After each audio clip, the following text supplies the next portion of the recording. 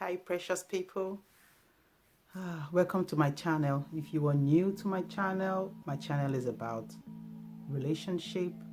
I go hard for families, for parenting, for love between spouses, for your relationship with your kids, with your mom, with your dad, with your husband, your wife, your relatives, in how the things that we have done that are typical passed down to us from our parents or the ones we picked on along the way or from our friends, how these typical things are affecting how we relate to our loved ones. So welcome to my channel and thank you for watching. Today I'm talking about 5 things that is important for a man to possess. 5 things that a wife or a woman needs from a man. And number 1 is a man that knows himself and a man that knows God. Now this is going to be from the Bible's perspective. So if this is what you want, then you have to watch till the end. And a man that knows God, because I know most men will say, a woman should submit to a man. That's if they don't know any other thing in the Bible. Every man I know knows that a wife should submit to her husband. But it makes it challenging for a woman to submit to her husband when this husband doesn't know himself or doesn't know God and doesn't trust God, because God should be at the center of that relationship. And then they always forget where Jesus said, husbands, love your wives as Christ loved the church and he gave his life. They don't remember this one now. Sacrifice. That is the whole essence of it, sacrifice. A man should be able to lay down his life for his family. That trumps every other thing, because that's the greatest gift of us, the gift of your life, to lay down your life as Christ loved the church. But for him to be able to do this, he has to know himself. Knowing himself is know who God made him to be, and then knowing God.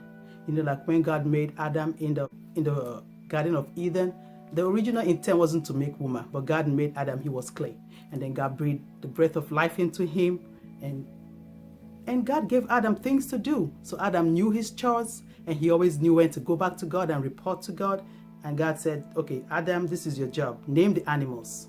When you name them, tend the garden, prune the fruits, feed the animals, and do all these things. And at the end of the day, they have fellowship together. And Adam will go back to God and tell God how he spent his day, and they will have fellowship, just God and man, just the two of them. The woman wasn't there because she wasn't in the whole picture in the first place. So a man should know what he has been called to do, the calling on his life, the purpose in his life. If he doesn't know this, it's very difficult for a woman to submit to a man like that. And then number 2 is a man that can provide. Woman needs security. Above every other thing, we need security. We need to know that the bills will be paid and the lights will not be cut off. The school fees will be paid.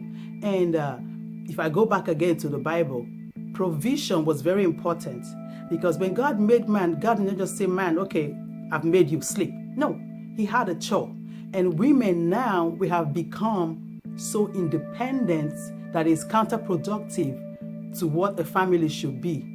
We say, I don't need a man. I can pay my bills. I can do this. But when you say these things, then what the man hears is, oh, she doesn't need me. She doesn't need anybody to save her, because the hero gene has been put in men by God.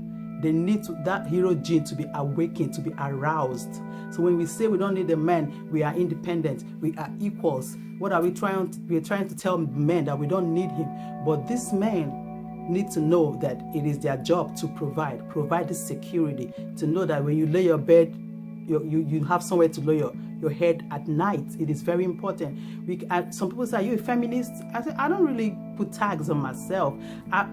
I'm a girl child, and my parents raised me to go out there and, get your degree. And I had, went to grad school and did everything. I was going to be a professor. I had this whole dream planned out for my life.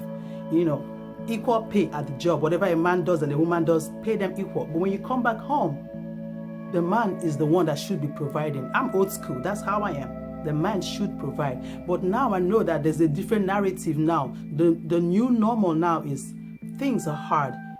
Sometimes just an income cannot sustain a family. So the woman has to go out there and also make the money. Oh, my baby's crying. Oh my goodness. Has to go out there and make the money.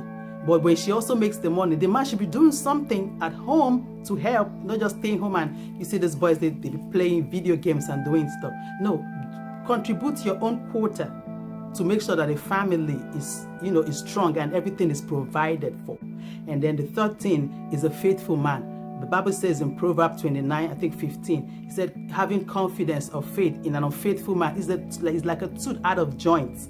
When you have a tooth out of joints, it's just going left, right, and left. The man sways left, he sways right, he goes here and there. He doesn't, have a strong foundation. He's unfaithful. Right now, there's something that's going around. It says grown boys, grown boys. And I know no man wants to be called a grown boy, but when you act a certain way, like a teenager, and you are like you're in your 50s, in your 40s, and the way you carry yourself is like the way teenagers behave. You are a grown boy, and they chase everything in skirt or in pants. Unfaithful men, they are not steadfast. How do you want a woman to submit to that? It becomes very, very, troubling in the marriage, because now the woman has to maybe check the husband's phone or check her fiance's phone or do this and do that. You don't have to do all this if the man was a faithful man in the first place. You have to be faithful, at least for a woman to give her life to you, because any woman that follows a man is pretty much handing over her destiny into the man's hand. So women have to be careful the kind of man you choose to marry, because yes, you have a choice. You say yes. If you say no, he ain't gonna marry you. You choose the kind of man you want to marry, and make sure that this is a faithful man. This is a man that you can entrust your future and your children, your unborn children's future, in their hands. And then the next one is the man that listens. Listening is very important. And when we say listen, sometimes as women, we don't want the opinion of the man now. We just want to tell you how our day went, tell you what happened, what this person did to us, and how he hurt us. Just want you to listen. Just be there and listen and nod. And then when we say, what do you think, honey? Now you can suggest. But when we tell you something and we don't really want you to, give us a feedback, not just yet, and then you say something to us, we feel like you're critiquing us. So we want a man that listens, that's a safe place that we can become vulnerable with. And he can also be vulnerable with us. Listening is very, very important for a woman, so she can feel like, oh, when I tell my husband this, oh, he's going to go hard for me. He's going to support me. He's going to have my back. The two of us, we are a team. And then the next one is a man that is dialed into you. Dialed into you is like a man that really knows what turns you on, that knows your love language.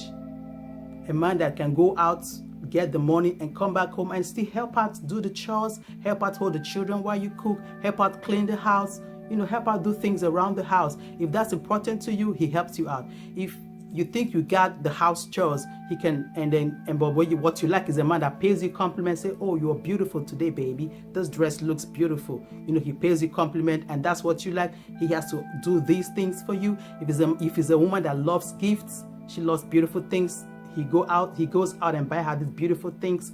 He is dialed into her language. This is what my woman wants. And he keeps doing it. And it makes your marriage, it makes your relationship to be stronger. So these are things that I just want to talk about. They are important. And I go hard because today we see how society is. And we can always put the blame on society and say society is nothing to write home about. But the society started from the family, from the unit, from the man, from the woman, and from the children. Somebody raised these children for them to become men and act the way they act. So sometimes the training or the lack of training translates into what we see in society. And that's why I go very hard for families, because I know that God intended for us to be bigger and greater and better than what we are right now. So I always want us to trace our ways back to the original way God wanted marriage to be, the unit called marriage to be. So I just hope I have inspired somebody today, and I will see you all in the next video.